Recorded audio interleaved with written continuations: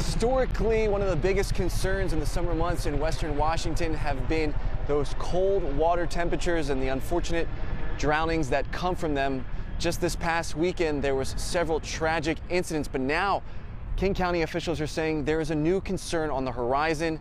That is the dangerously increasing temperatures, they say, due to climate change.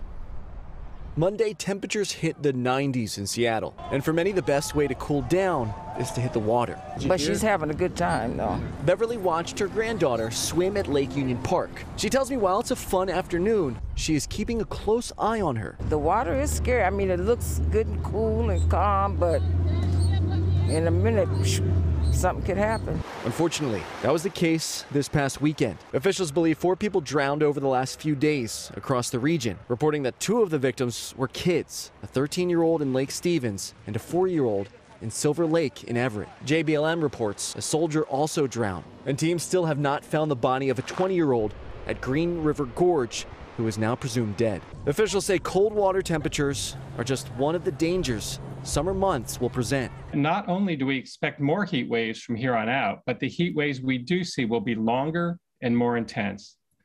So this should be a wake-up call. Monday, King County officials held a press conference focusing on the dangers 2021's heat wave caused the region. They report in a week's time last year, there were 100 heat-related deaths throughout the state. And most likely that number does not represent the full picture, they say. Officials say King County is not built for this kind of heat, and changes are needed in infrastructure and building plans. But a year later, strategies are still being discussed, and no official plans are developed. It's come down to a resourcing issue, and we've been working over the last year to secure the resources necessary to get the work done.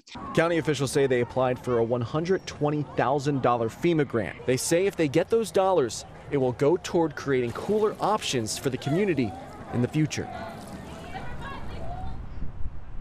So the big question is, when can we expect to hear more specifics on that plan? County officials saying their hope is sometime next year. Luckily for us, temperatures are dropping. I just checked the Fox 13 Seattle weather app. It's more than 20 degrees cooler now than it was this evening, and as Lisa will tell you in more detail, cooler temperatures are expected through the rest of the week. Reporting live in Seattle, I'm AJ Janovel for Fox 13 News.